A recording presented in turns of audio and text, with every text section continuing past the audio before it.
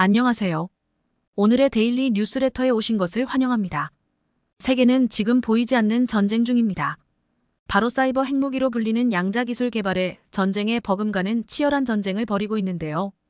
양자 기술은 양자 컴퓨터를 통해 기존의 암호 체계를 붕괴시키거나 양자 레이더를 통해 스텔스 기능을 탑재한 표적을 탐지하는 등 기존의 기술로는 불가능에 가까운 역할을 수행할 수 있어 미래 전장에 커다란 변화를 몰고 올 것이기 때문입니다.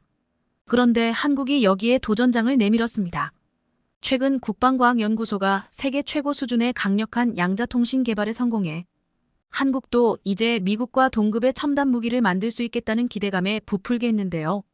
오늘은 이 소식을 자세히 알려드리겠습니다.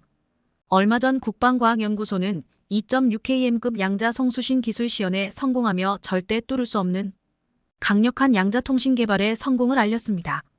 이날 시연은 국내 최초로 성공한 세계 최고 수준의 고효율 얽힘 생성 기술을 공개하고 이를 야외 2.6km 거리로 송수신하는 기술을 선보인 것이었습니다. 양자 얽힘은 두 양자가 먼 거리에 있어도 계속 연결되어 한 양자의 특성 변화가 다른 양자에도 즉각적으로 영향을 미치게 되는 현상으로 원거리 목표물 탐지, 암호 통신 등에 이용될 수 있는 중요한 양자의 특성입니다. 이 연구 성과는 2020년 11월에 착수한 국방기술 개발 사업을 통해 2년 6개월 만에 이뤄낸 것이었습니다. 이 기술의 의미는 장거리 송수신의 경우 전송되는 광자들의 대기 영향을 최소화하는 것이 매우 중요한데 이러한 대기외란 보정 기술을 한국이 자체 기술로 확보했다는 점에 있습니다. 미국, 중국, 유럽 등 해외 양자 선도국의 경우 오랜 기간 막대한 인력과 예산 투자를 통하여 꾸준히 관련 기술을 연구해왔고 현재 위성과 드론 등 다양한 플랫폼을 이용해 양자 센싱 라이다 및 무선 양자 통신 연구를 수행하고 있는데요. 사실 이미 국방과학연구소는 지난해 스텔스 탐지에 필요한 핵심 기술 개발에 성공했습니다. 작년 4월 국방과학연구소는 양자역학적 원리를 이용해 광파와 마이크로파 간의 주파수를 양방향으로 변환하는 자성체 기반의 양자 주파수 변환 기술을 순수 국내 기술력으로 개발하는 데 성공했다고 발표해 본인들이 세계 최고라던 중국을 깜짝 놀라게 했습니다. 양자 레이더는 고전적인 전자기파를 사용하는 기존의 레이더와 달리 얽힌 양자를 이용함으로써 스텔스 물체와 같이 반사율이 매우 낮은 물체도 탐지할 수 있는 신기술입니다. 국방과학연구소는 광파와 마이크로파 간 주파수의 양방향 변환이 가능한 핵심 기술을 확보해 한국 양자 레이더 원천 기술 개발에 첫걸음을 뗐는데요. 이러한 한국의 양자 분야에서의 성과에 가장 긴장하고 있는 나라는 중국입니다. 중국은 이미 5년 전에 양자 레이더의 끝판왕이라 자랑하는 양자 레이더를 개발했고 이 레이더의 탐지 능력은 100km를 넘는다고 자랑해왔습니다. 하지만 전문가들은 중국산 레이더의 실용성이 크게 떨어진다고 평가합니다. 현대전에서 레이더는 최첨단 공격 미사일보다 더 중요한 무기로 평가받고 있습니다. 현대의 전쟁은 레이더의 성능에 따라 적국의 스텔스 기능을 갖춘 전투기를 얼마나 잡아내느냐에 따라 승패가 갈린다고 해도 과언이 아니기 때문입니다. 대표적인 예가 바로 미국의 F-22입니다. F-22는 적의 레이더의 새보다 더 작게 잡힐 정도로 은폐 성능이 뛰어납니다. 따라서 한국도 레이더 개발 경쟁에 뛰어들었고 2015년 미국이 AESA 레이더 기술 이전을 거부하자 자체 개발에 착수했습니다. 이후 레이더 강국인 스웨덴 샵으로부터 기술을 제휴받아 드디어 한국 신형 대포병 레이더 TPQ-74K를 2017년부터 양산할 정도로 비약적인 발전을 이뤄냈습니다. TPQ-74K는 질화갈륨 AESA 레이더로 구성되어 있고 공제선상에서 탐색빔을 운용하다가 적 포탄을 탐지하는 순간부터 포탄을 추적하는 확인빔을 쏩니다. TPQ-74K는 지속적으로 포탄의 이동을 감시하는 것과 함께 탄도를 역으로 추적해 포격 원점을 찾아내는 방식을 취하고 있습니다. 무엇보다 TPQ-74K는 기존 대포병 레이더에 비해 탐지거리가 크게 늘어난 약 70km의 탐지거리를 가지고 있는데요. 이제 곧 한국도 중국의 양자 레이더 커버 능력인 탐지 능력 100km에 도달할 것입니다. 한국은 육군 레이더만 기술 개발에 성공한 것이 아닙니다. 차세대 군함을 위한 MFR 레이더 개발에도 성공해 레이더 기술만큼은 자신들이 앞서고 있다고 생각한 중국을 깜짝 놀라게 했던 것입니다. 그렇다면 세계는 지금 왜 이렇게 양자 기술을 활용한 양자 레이더 개발 및 양자 컴퓨터, 양자 보안 기술 등에 막대한 돈을 쏟아부으면서 연구 개발에 매진하고 있는 것일까요? 무엇보다 양자 레이더, 양자 컴퓨터 등의 기술이 미래 전쟁의 승패를 좌우하는 기술이기 때문입니다. 양자 컴퓨터의 경우 우월한 연산 능력을 기반으로 하여 군수 물자의 효율적 관리 및 국방 영역 전반에서의 최적화된 문제 해결 방법을 찾아낼 수 있게 만들어줄 것입니다. 또한 전장 환경의 세부적인 묘사 및 정확한 분석에도 기여할 수 있습니다. 그리고 양자 컴퓨터가 가진 소인수분해 문제 해결 능력을 활용하면 암호화된 통신 등의 도청에도 이용할 수 있습니다. 한국은 미국, 유럽 등에 비해 양자 관련 기술에 뒤처져 있는 게 사실입니다. 하지만 양자 관련 기술은 진입이 늦어도 얼마든지 앞선 기업들을 따라잡을 수 있다는 것을 구글이나 인텔의 사례가 보여주고 있습니다. 얼마 전 국제학술지 네이처 표지의 고전적 방법으로 도달할 수 없던 물리학 영역에 접근하다라는 제목으로 미국 IBM의 양자 컴퓨터 연구 논문이 소개됐을 때 세계의 석학들은 긴장했습니다. 이것은 양자 컴퓨터 상용화의 걸림돌로 꼽히던 계산 오류 문제를 처음으로 해결했다는 발표였기 때문입니다. 라이벌 기업 구글이 양자 컴퓨터의 연산 오류를 정정할 수 있다는 실험 결과를 내놓은 지 불과 4개월 만에 IBM이 슈퍼컴퓨터 성능을 뛰어넘는 양자 컴퓨터 개발에 성공한 것이었습니다. 양자컴은 기존 디지털 컴퓨터를 뛰어넘는 연산 성능을 갖춰 꿈의 컴퓨터로 불립니다. 슈퍼컴퓨터보다 1000배 이상 빠른 연산 속도를 자랑합니다. 인류가 구현할 수 있는 가장 파워풀한 계산기인 양자컴 기술을 손에 넣으면 그 나라는 앞으로는 더욱 더 엘시냐 우주군사 등 미래 첨단 기술 패권을 거머쥘 수 있다고 보기 때문에 미국, 중국, 일본, 유럽 등 전통적 강국들은 현재 양자컴 분야에 엄청난 연구 개발비를 지원하며 사활을 걸고 있는 것인데요. 양자 컴퓨터만이 아닙니다. 양자 레이더는 이미 각국에서 비밀리에 연구 개발이 이루어지고 있을 정도로 저마다 원천 기술 확보를 위해 많은 투자를 하고 있습니다. 그만큼 양자 레이더는 스텔스기 및 저피탄 표적 탐지를 위한 핵심 무기 체계로 선진국들은 이미 기존의 레이더를 대체할 차세대 전력으로서 국가 차원에서 연구를 진행하고 있습니다. 현재까지의 기술 발전 추세를 미루어 보아 향후 20년 이내에 양자 레이더 무기 체계가 전력화될 것으로 전망됩니다. 이뿐 아니라 양자 보안 기술은 국방 분야는 고도의 보안성을 요구하기 때문에 특히 중요시하는 기술입니다.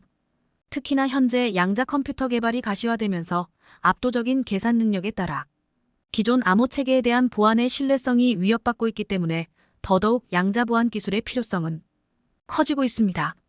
전문가들은 이제 첨단 기술이 전쟁의 패러다임까지 바꾸고 있다고 이야기합니다.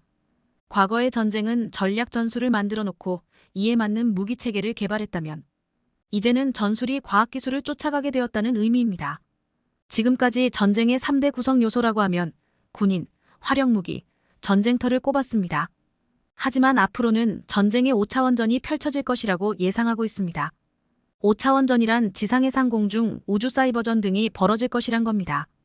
적 암살은 초소형 드론이나 무인 로봇이 수행하고 군인들은 자리에 앉아 쏜 레이저가 특정 도시의 전력 시스템을 파괴하는 광경을 지켜보게 될 것이며 이처럼 사이버전이 치열해지면서 더욱 강화된 보안 기술 개발을 요구하고 있는데 그래서 양자 보안 기술이 필요한 것입니다. 따라서 현재 미, 중, 일 양자 기술 주요 3국은 이미 양자 보안 기술을 활용한 네트워크를 구축했고 한국 역시 SKT, KT 등의 통신사를 중심으로 하여 스마트폰과 양자 암호 통신 기술을 결합하는 연구를 추진 중입니다. LIGNX1은 복잡한 연산과 대규모 데이터를 빠르게 처리할 수 있는 양자 컴퓨팅, 도청이 불가능한 양자 암호 기술 확보에 나서고 있고 한화 시스템도 SK브로드밴드, SK텔레콤 양자 암호 통신 자회사 ID 퀀티크와 양자 암호 통신 시범 인프라 구축 운영 사업에 참여하고 있습니다. 한화 시스템은 군사적으로 유용한 정보를 얻기 위해 인공위성을 쏘아 올리고 있습니다. 대기권 밖에서 떠다니는 인공위성은 도로 위 자동차 번호판 숫자까지 식별할 수 있는 능력을 갖췄습니다. 이러한 역량은 상대국의 활동 내역을 탐지해 원거리 정밀 타격이 가능해집니다. 특히 한화 시스템은 다목적 실용 위성 아리랑 3호의 적외선 센서 개발을 시작으로 위성 탑재 장비 고도화에 투자를 늘리고 있습니다. 반면 LIGNX1은 100kg 이하급 초소형 위성 개발에 초점을 맞추고 있습니다. 이 위성엔 한국형 위성 항법 시스템 KPS이 탑재될 전망입니다. 전문가들은 앞으로의 전쟁은 인간의 존엄성이 중요해지며 사람이 직접 전투하는 개념은 사라지고 전자기 EMP탄 같은 비살상 무기, 비용이 저렴한 레이저, 전자전에 대비할 전파 기술, 초연결 시스템 등이 중요해질 것이라고 전망하고 있는데요. 이렇게 빠르게 변화하는 미래 전쟁에 대비하기 위해 세계 각국이 분주히 움직이는 가운데 이번에 국방과학연구소가 2.6km급 양자 송수신 기술 시연에 성공하며 절대 뚫을 수 없는 강력한 양자 통신 개발에 성공했다는 소식은 한국이 양자 기술 선진국으로 발돋움할 수 있다는 중요한 첫걸음을 뗐다는 의미를 갖습니다. 2025년 한국 전투기의 본격적인 초고속 납품이 시작된다. 한국에서 주문한 신형 전투기가 도착하면 남은 미그 29 전투기 모두를 우크라이나에 보내겠다. 폴란드 두다 대통령. 최근 한국 방산의 빠른 납품이 유럽에서는 큰 화제가 되고 있습니다. 폴란드는 미그 29 전투기를 한국의 FA-50과 미국 F-35로 대체할 예정으로 지난해 한국에 FA-50 48대를 주문했습니다. 한국은 폴란드와 계약한 FA-50 48대 중에 TA-50 블록기를 부분 변경해 12대를 먼저 납품하고 폴란드 요구사항에 맞춰 새롭게 제작해 36대를 2025년부터 2028년까지 전달해주겠다고 했습니다. 1차적으로 납품하는 12대는 올해 8월 2대를 시작으로 12월까지 총 12대를 납품 완료할 예정입니다. 그런데 올해 안에 납품하는 12대의 FA-50을 두고 폴란드의 빠른 전투기 도입이지에 따라 납품 간격을 메운다는 의미의 갬 필러의 필러라고 부르고 있습니다. 한국은 그만큼 지금 전력의 공백을 빠르게 메울 수 있는 기회이자 수단이 되고 있습니다. 그런데 FA-50 또한 K전차처럼 초도 물량이 예정된 8월보다 3개월 앞당긴 5월에 전달할 예정으로 국내 항공 관계자는 FA-50 초도 물량을 빠르게 인도하면 K방산의 장점인 빠른 납기를 보여주는 또 다른 사례가 될 수 있다라고 말했습니다. 이렇게 되면 인근 국가인 슬로비키아, 체코 등에서도 K방산에 대한 관심이 더욱 커질 것이라고 했습니다. 실제 슬로바키아는 지난해 국방부 장관이 방한해 FA-50에 대한 관심을 공개적으로 표명하고 오전 900억 규모의 도입을 검토하고 있습니다. 이렇게 한국산 무기를 빠르게 도입하면서 군사 전력을 키우고 있는 폴란드는 자신들이 새 유럽의 리더라고 전명하고 나섰습니다. 마테우슈 모라비에츠 폴란드 총리는 11일 미국을 방문해 백악관에서 해리스 부통령을 만났습니다. 모라비에츠 폴란드 총리는 러시아와의 관계에서 옛 유럽은 실패했다. 하지만 러시아 공산주의가 어땠는지 기억하는 새 유럽이 있다.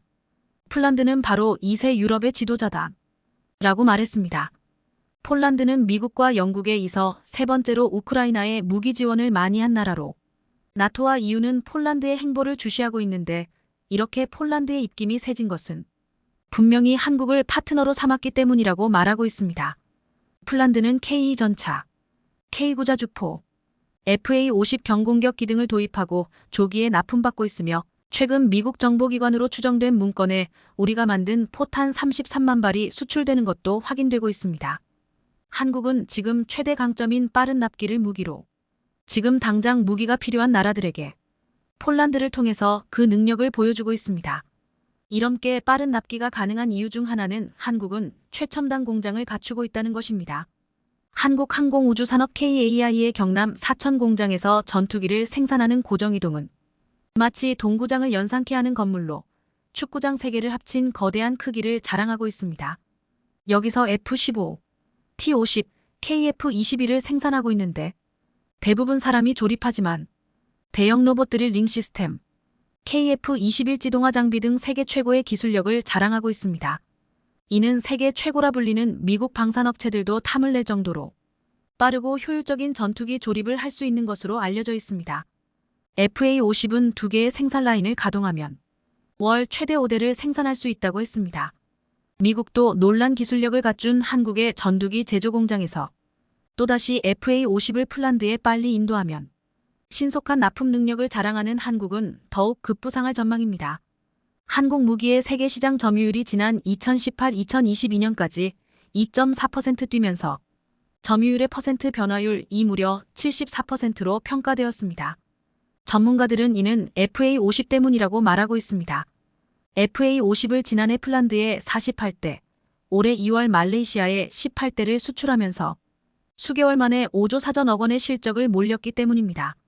FA-50 때문에 우리나라는 세계 항공기 시장에서 2022년 이후 납품 전망 순위가 3위로 뛰었습니다. 전 세계 방산 시장의 거의 절반을 차지하는 함공기 시장에서 한국의 속도 전략은 제대로 먹이고 있습니다. 우크라이나는 최근 탄약 부족으로 5월에는 러시아 전투기가 상공을 지배할 것이라고 했습니다. 우크라이나군의 대공 미사일 5,300 미사일이 거의 바닥났다는 것입니다. 또한 최근 중국은 대만 포위 훈련 마지막 날 12시간 동안에만 군용기 91대를 동원해 무력 시위를 벌였습니다. 역대 최단시간 최대 규모의 무력 시위로 이날 무력 시위에 동원된 중국 군용기는 수-30과 제2, 11, 15, 16 전투기 등과 H-6 폭격기 등 식별된 중국 군용기 숫자로는 역대 최대 규모였습니다. 이렇게 국제 정세가 불안해지면서 각국들은 가장 먼저 신형 전투기를 도입하려는 가운데 한국의 조기 납품을 눈여겨보지 않을 수 없는 상황이 되었습니다. 그런데 군사 전문가들은 FA-50의 빠른 생산 속도와 조기 납품과 동시에 보고 있는 것이 KF-21의 놀라운 개발 속도입니다. KF-21은 최근 단거리 공대공 무장 분리 시험에 성공하면서 포스트 KF-21에 대한 논의가 이뤄지고 있습니다. 앞으로 KF-21을 F-35처럼 개량하고 인공지능 정보융합 무인기 등 4차 산업혁명 기술을 갖춘 6세대 전투기로 개발하자는 것입니다. 그런데 최근 대만에게 계속 위협을 가하는 중국이 한국의 KF-21을 견제하면서 예상 못한 보도를 내놓으며 한국의 행동을 경계하는 모습을 보이고 있습니다. 최근 중국 소우닷컴에서는 한국이 4,000개의 핵탄두를 위한 충분한 핵물질을 비축하고 있으며 한국 정부가 이를 곧 사용할 것이라는 징후를 보였다고 보도했습니다. 한국이 실제로 핵무기를 만들 가능성은 높지 않지만 충분히 위협적이어서 견제해야 한다고 말했습니다. KF-21의 개발 속도가 빠르게 진행되는 가운데 중국이 한국의 핵무기 제조 가능성에 대해서 집중하는 이유 중 하나는 KF-210I 만들어지고 무장 관련 개발 과정에서 일찌감치 전술 핵무기 탑재를 고려해야 한다는 말이 나왔기 때문입니다. 국내에서는 미국 측과 협의를 통해서 핵무기 통합 인증을 추진해야 한다는 의견이 니온 바 있습니다.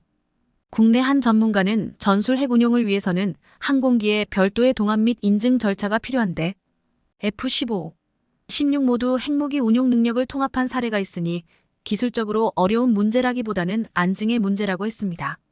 지금 상황에서는 분명 이것은 한반도 비핵화에 위배되지만 국내와 미국 일부에서는 대북 확장 억제 차원에서 핵 공유를 추진해야 한다는 목소리가 나오고 있기에 앞으로 이에 대한 고려도 시도될 수 있다는 주장이 제기되고 있습니다.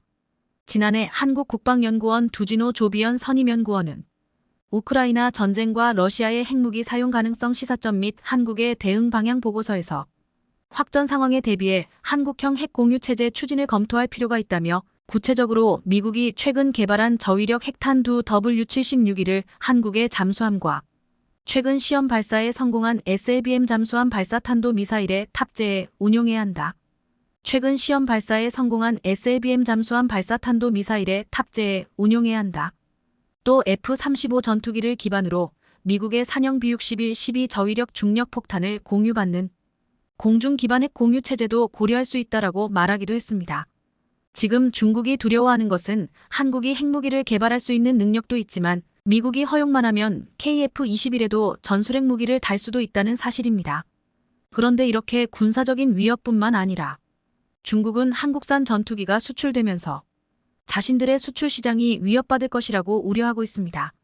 중국의 군사 전문가 앤서니 용은 지난해 홍콩 일간 사우스 차이나 모닝 포스트 SCMP와 인터뷰에서 한국이 KF-21을 생산한 것을 놓고 전투기 분야에서 중국과 경쟁할 만큼 성장했다는 점을 의미 있게 바라봤습니다. 앤서니 월은 KF-21의 성능이 좋다면 한미 군사동맹을 고려할 때 중국에 일정한 위협이 될 수 있다고 하며 앞으로 국제시장에서 한국의 전투기가 중국의 전투기와 직접적으로 수출 경쟁을 벌일 가능성도 있다고 전망한 바 있습니다.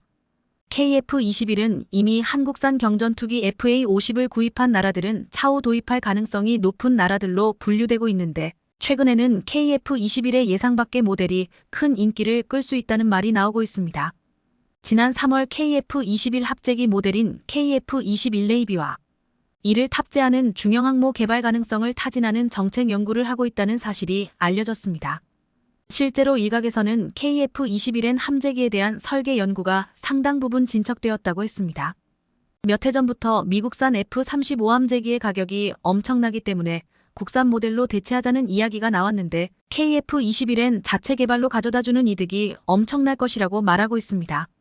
최근 F-35B의 수요가 엄청나게 늘어나면서 가격이 계속 오르고 있습니다. 당초 F-35B형은 미 해병대 353대, 영국 공군 138대, 이탈리아 해공군이 30대 구입할 예정이었는데 여기에 호주, 스페인, 터키도 약 100여 대를 도입하겠다고 나섰기 때문입니다.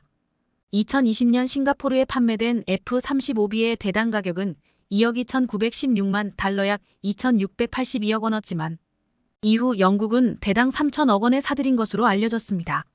F-35B는 F-35A 기체의 구조와 부풀이 다르고 별도의 정비훈련 지원 인프라가 필요한데 영국은 이 때문에 F-35B의 대량 도입 포기를 검토한 바 있습니다. F-35B가 필요하지만 너무나 비싸다는 것입니다. 하지만 KF-21N의 도입 예상 가격은 1,500억 원으로 소프트웨어 개선을 비롯한 추가 비용이 필요 없고 또한 이를 수출할 수 있다는 이점이 있습니다. 만약 한국이 KF-21자재 개발을 한다면 중항모와 함께 한국 해상전력의 핵이 되는 것뿐만 아니라 추후에 KF-21을 도입하려는 국가들에게 수출까지도 할 수 있을 것으로 보고 있습니다. 한국은 FA-50으로 미국 시장을 도전하겠다면서 전 세계 1,000대 수출을 목표로 하고 있습니다. 그리고 이제 KF-21의 개발을 서두르며 빠르게 전력화하며 수출까지 모색하고 있습니다. 지금 무기가 빠르게 필요한 나라들은 최고의 생산 속도를 자랑하는 한국에게 러브콜을 보내고 있습니다. 미국을 뛰어넘는 최신의 전투기를 만들겠다는 중국의 야심찬 목표가 허튼 수작에 불과했던 것으로 드러났습니다. 미얀마가 운용 중인 중국산 전투기가 기관총에 의해 맥없이 격추당하는 일이 벌어지면서 중국의 허풍이 대단했다는 사실이 들통난 건데요. 그런데 이 소식을 들은 이집트가 가장 크게 놀라며 뒤집어졌다고 하는데 다름 아닌 이집트가 해당 전투기를 중국으로부터 무려 120대나 도입하면서 뒤통수를 맞은 셈이 됐기 때문입니다. 상황이 이러자 이집트는 신속하게 FA-50 도입을 추진해 위기 상황을 극복하려 한다는데 이에 대해 자세히 알아보겠습니다. 대공 기관총이라고 알려진 전차와 장갑차에 흔히 쓰이는 이 무기체계는 사실 현대전에서 전투기와 맞서는 구도조차 시도하지 않을 정도로 무용지물과 다름없는데요. 하지만 최근 미얀마에서 아주 믿기지 않는 일이 벌어져 전 세계 방산 업계 전문가들을 혼란에 빠뜨렸습니다. 실제로 얼마 전 미얀마에서 기관총이 제트 공격기를 격추하는 일이 벌어진 겁니다. 미얀마 현지 매체에 따르면 지난 11일 태국 국경 지역에 위치한 미얀마 동부 지역에서 반군 장악 마을을 공습하던 미얀마 공군의 전투기가 대공 기관총에 의해 격추당하는 일이 발생했습니다. 당시 전투기에 탑승해 있던 조종사 2명은 기체에서 탈출하는데 성공했지만 현재 행방이 묘연한 상태로 알려졌습니다. 그런데 더욱더 놀라운 건 이번에 격추된 전투기가 중국산 K-8W였다는 점으로 해당 기종은 지난 1998년 중국으로부터 들여와 미얀마 공군에서 운용하고 있었습니다. 그리고 현재 미얀마 공군은 K-8W를 최대 1톤의 각종 무장을 장착할 수 있는 공격기로 사용하고 있는 중입니다.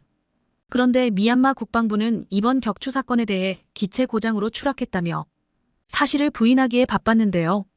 반면에 K-8W를 격추시킨 미얀마 반군은 기체잔에 사진을 낱낱이 공개하면서 해당 전투기가 12.7 기관총의 대공 사격에 무력하게 격추됐다고 폭로했습니다. 이렇듯 미얀마 국방부가 뻔히 보이는 거짓말을 하고 있는 건 발사 속도가 느리고 단발 살상률이 낮은 기관총이 전투기를 격추한 일이 없었고 사실상 불가능하기 때문입니다.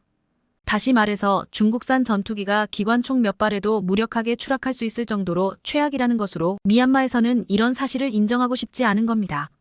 그런데 사실 앞서 7월에도 미얀마에서는 이번 중국산 전투기 격추 사건과 비슷한 일이 벌어졌었습니다.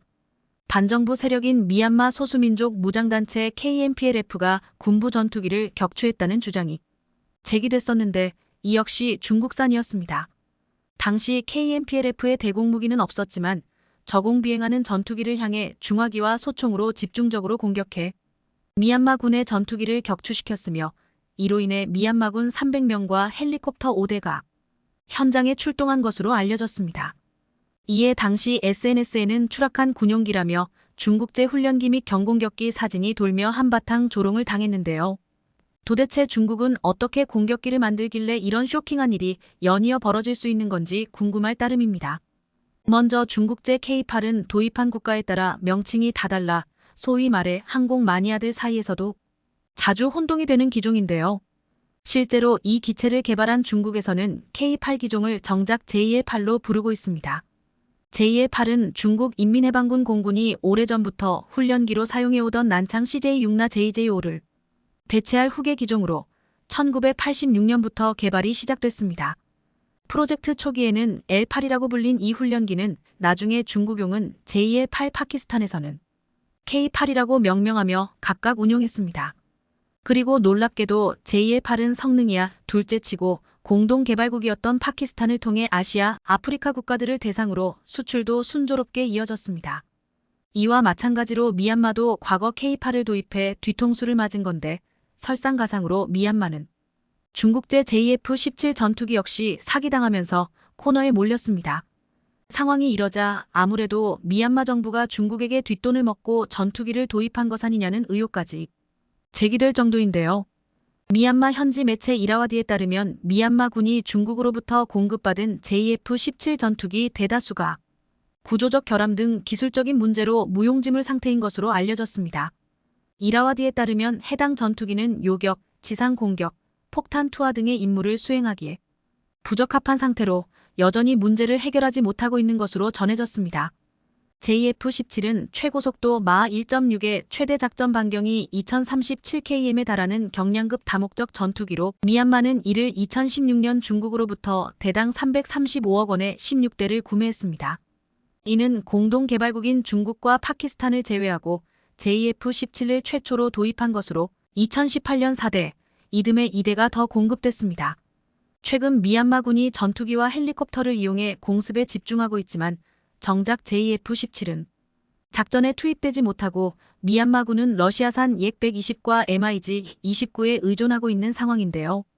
이에 방산 전문가들은 JF-17의 레이더와 미사일 발사 체계에 문제가 있으며 기체도 외부 충격에 취약한 상태라고 진단했습니다. 앞서 9월 파키스탄 인력이 비밀리에 미얀마를 방문해 JF-17의 기술적인 문제를 일부 해결했으나 JF-17의 무기 체계가 너무 복잡해 현재까지 실전에 투입되지 못하는 어처구니 없는 상황이 연출되고 있습니다. 더 큰 문제는 수십 대의 전투기들이 모두 불량인데도 개발국인 중국이 정작 AS에 나몰라라 하며 모른 척하고 있다는 사실인데요. 실제로 미얀마에서 파키스탄 기술진을 긴급히 불러들인 JF-17의 경우 탑재돼야 할 중장거리 미사일과 공대공 레이더도 계약보다 부족한 것으로 드러나는 등 중국의 만행에 혀를 차게 했습니다. 미얀마는 해당 전투기를 2016년 중국에게 구매했는데 기술 결함에도 중국이 아무런 조치를 취하지 않자 울며 겨자 먹기로 JF-17을 공동 개발한 파키스탄에 도움을 청한 겁니다.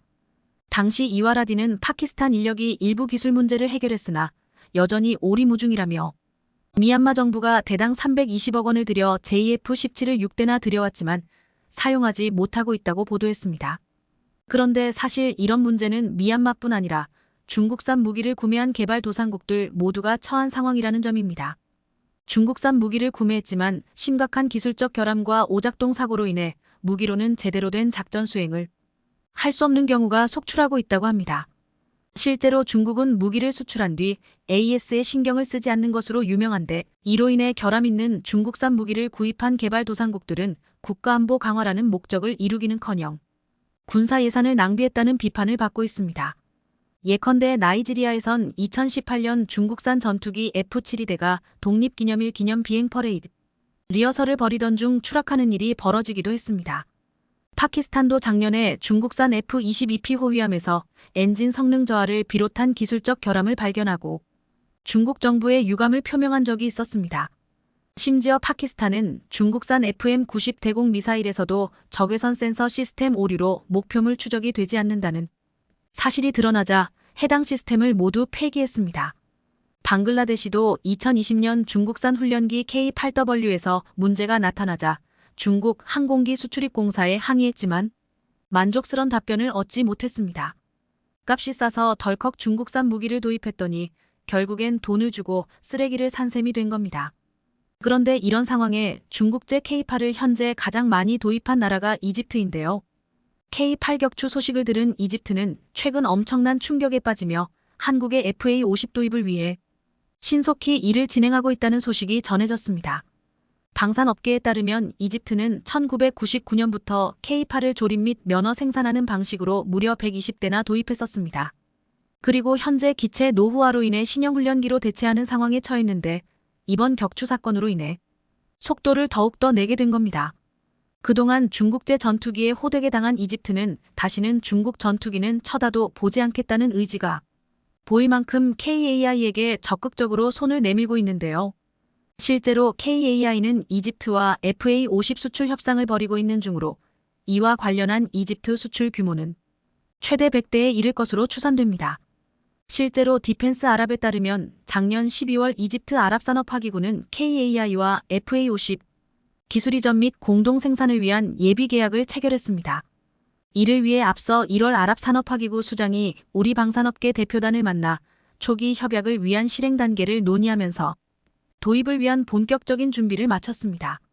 FA-50의 경우 이집트 공군의 주력 전투기인 F-16과 높은 호환성을 보이는 건 물론 경쟁 후보인 중국의 AVIC L-15 및 레오나르도 M346과 비교해봐도 교육과 훈련에 최적화돼 있어 FA-50에게 아주 유리한 상황입니다.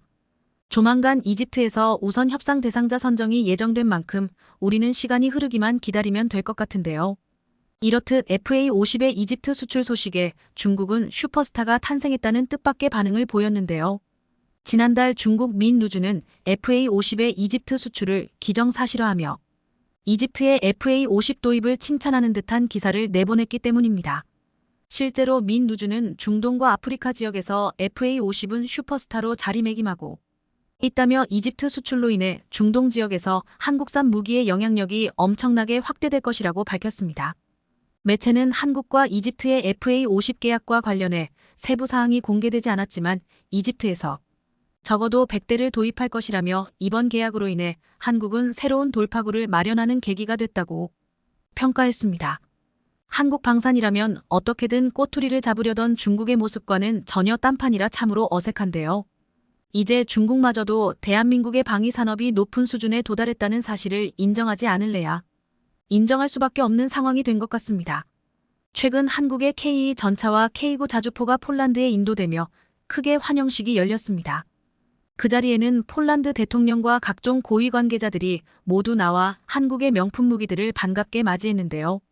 폴란드 대통령의 한마디 한마디가 한국어로 통역되며 한국을 극찬하는 발언들이 폴란드에 크게 울려 퍼졌습니다. 특히 폴란드 대통령은 4개월 만에 초도 물량을 보낸 한국의 빠른 배송에 매우 놀랐다는 반응을 보였습니다. 그리고 폴란드는 앞서 K2, K9 이외에도 4조 원대의 FA-50 경공격기 48대 계약을 맺은 바 있는데요. 그런데 수출 이행 계약을 맺은 지 2달 만에 계약금의 약 30%에 해당하는 1조 2천억 원 9억 달러를 선수금으로 즉시 지불하면서 그동안 폴란드가 돈이 없을 것 같다는 우려의 목소리가 한순간에 들어갔습니다. 통상 10% 안팎 낀 무기 수출 계약금의 선수금을 30%까지 높여 지불한 것은 굉장히 이례적인 것입니다. 그만큼 폴란드의 현재 안보 상황이 시급하며 러시아의 위협에 빠르게 대응하기 위해 한국의 빠른 도움이 절실히 필요한 것입니다. 폴란드 측은 선수금을 통상 수준보다 많이 지급하는 대신 납기를 준수해 줄 것을 요청한 것으로 알려졌습니다. FA-50의 경우 12기가 먼저 내년 하반기에 폴란드에 인도되고 나머지 36대는 2025년 하반기부터 2028년까지 순차적으로 인도될 예정입니다. 폴란드는 KAI와 FA-50에 한국형 유도폭탄 KGB 및 미국의 중거리 공대공 미사일, 암람 AMRAAM 장착 등 성능 개량 사업을 별도 추진하는 방안도 검토하고 있습니다. 폴란드 공군의 요구도를 반영해 KAI가 납품할 FA-50PL 형상은 현존하는 최고 사양의 FA-50 성능 개량 형상이 될 전망인데요. 게다가 폴란드는 자국 내에 물류 허브 로지스틱스 허브를 짓고 FA-50 조종사 양성용 국제 비행훈련학교 설립과 정비체계 추가 수출도 한국 측과 논의하는 것으로 알려졌습니다.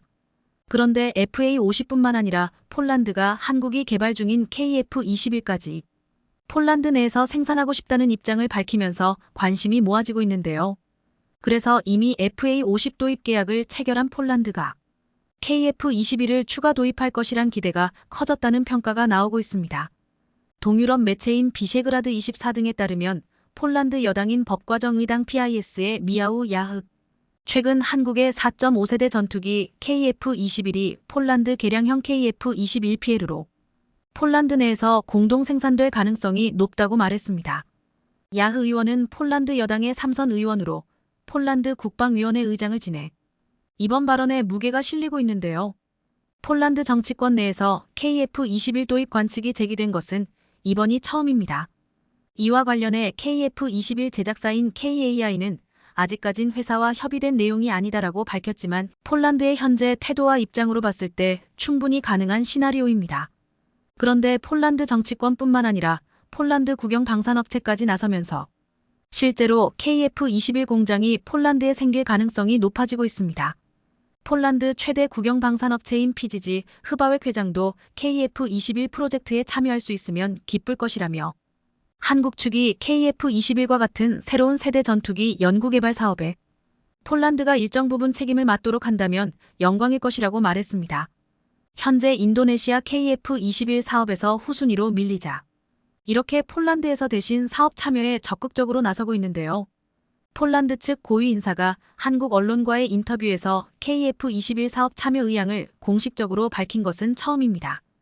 게다가 흐바웻 회장은 KF-21 생산 라인을 폴란드에 세운다면 EU의 일원으로 우리 인접국에 강하게 판매를 제한할 수 있을 것이라며 자신감까지 드러냈는데요. 이에 일부 군사 전문가들은 폴란드가 KF-21 일부 수량을 주문하고 옵셋절 충교역으로 일부를 현지 생산하는 한국판 FMS 대외 군사 판매로 사업을 추진하는 것도 하나의 방안이 될 수 있을 것이라고 말했습니다. 지난 7월 초도 비행에 성공한 KF-21 사업은 인도네시아와 공동 개발 형태로 진행 중이지만 인도네시아가 개발 분담금을 거의 지불하지 않아 논란이 일고 있는 상태입니다. PGG는 31개 방산업체를 산하에 두고 있으며 국내 업체들과 이번에 폴란드 수출이 결정된 무기들의 현지 생산 문제를 협상 중인데요.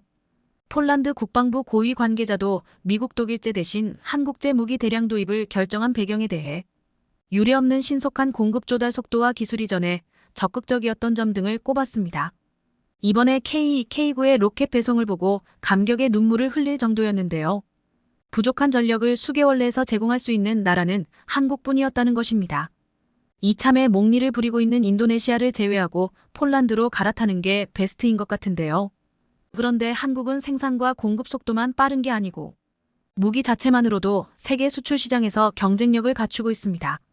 한국이 개발한 한국형 전투기 KF-21 보라매의 기술적인 우수성은 시험비행 조종사들 사이에서도 이슈인데요. 해외에서 만든 항공기를 생산하는 수준에 그쳤던 한국이 직접 만든 AESA 레이더를 포함한 핵심 부품을 직접 개발해 4.5세대 전투기를 만드는데 사실상 성공했다는 점에서입니다. KF-21과 관련해 충격적인 발언이 나온 것입니다. 사천에서 만난 SATP 시험비행 조종사협회 풀린 부회장은 앞서 캐나다 왕립공군에서 시험비행 조종사이자 전대장으로도 복무했으며 특히 미국의 F-35 라이트닝 II의 개발에 참여한 인물입니다. 그야말로 시험비행 조종사, 비행기 개발자로 산전수전을 겪은 인물입니다. 최근 풀린 부회장은 사천을 찾아 KF-21 비행을 참관했습니다. 기체 실물을 직접 둘러보는 시간도 가졌는데요. 풀린 부회장은 KF-21 이 이야기가 나오자 인터뷰에서 KF-21 보라매가 비행하는 모습을 직접 봤다. 입을 쩍 벌릴 정도로 놀랐다. 정말 이른 시일 내에 하늘을 나는 전투기를 잘 만들어냈단 생각이 들더라면서 시작부터 첨단화된 전투기 개발 시스템에 매우 놀랐다고 전했습니다. 그리고 그는 시험 비행이 이루어지는 미션 컨트롤룸에 들어갔는데 록히드 마틴에서 봤던 컨트롤룸처럼 멋진 모습이 눈길을 끌었다면서 기술적인 수준에 있어서 한국도 전투기 개발국으로서 이제 앞서 나가는 국가라는 생각을 할 수밖에 없었다라고 말했습니다. 또 풀린 부회장은 미션 컨트롤룸에 있으면 여러 가지 상황이 생겼을 때 기술진과 시험 비행 조종사들이 대처하는 모습을 볼 수 있는데 항공 기술력 수준에서 봤을 때 한국도 어디서 뒤처지지 않는 수준이라고 평가했습니다. 또 함께 사천을 찾은 조지오 클레멘티 ITPS 학교장 겸 SATP 회장은 한국의 기술 레벨이 점차 높아지고 있다면서 높아진 것은 KT-1, T-52 전 세계적으로 판매가 되고 있다는 점에서 이미 보인다고 했습니다. 그는 실제 11년간 한국인 시험비행 조종사들을 가르쳐보면 한국의 기술 수준이 올라가고 있는 것이 눈에 띄게 나타난다고 했습니다. 이들은 특히 KF-21이라는 국산 전투기를 한국이 스스로 개발하고 현재 최초 비행까지 성공시켰다는 것만으로도 자부심을 가져야 한다며 현재는 응원과 관심이 필요한 시점이라고 밝히면서 한국을 지켜 세웠습니다.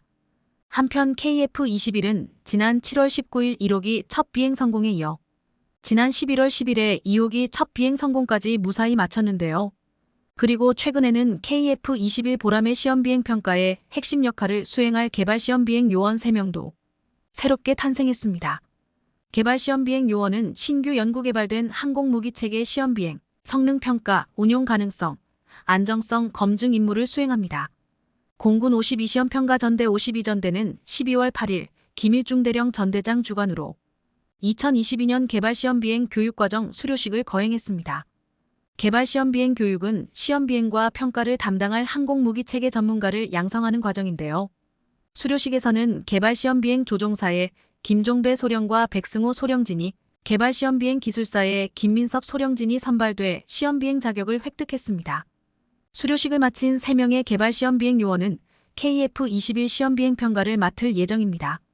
이들은 48주 동안 330여 시간의 이론 교육과 120여 소티의 비행 훈련을 거쳐 시험비행 계획부터 자료 획득 분석, 시험비행 기법 등을 교육받았습니다.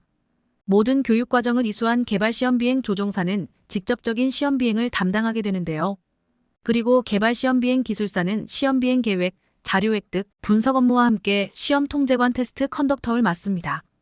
특히 이들은 지난달 미 공군 시험비행학교 USAF-TPS에서 처음 접하는 항공기를 시험비행하고 항공기 성능 안정성을 분석하는 등 개발시험비행 요원으로서의 역량과 전문성을 검증받았습니다. 개발시험비행 조종사 김소령은 미래 전장을 주도할 KF-21 개발에 일조하고자 개발시험비행 요원에 지원했다며 우리 공군이 최상의 전투력을 발휘할 수 있도록 대한민국 시험비행 분야 발전에 이바지하고 싶다고 각오를 밝혔습니다.